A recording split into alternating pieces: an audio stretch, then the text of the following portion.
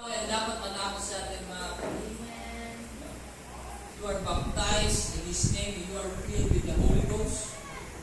There you have all the rights.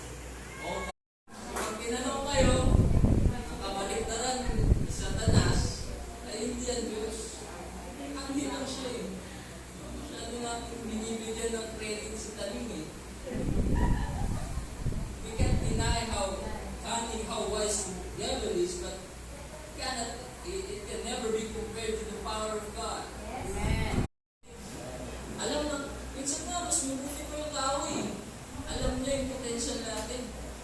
Tayo hindi natin alam yung potential natin, mga we have no idea who lives inside of us. Bible says, greater is He that is in me than He that is in the world. Amen. Hallelujah. You are filled with the Holy Ghost. You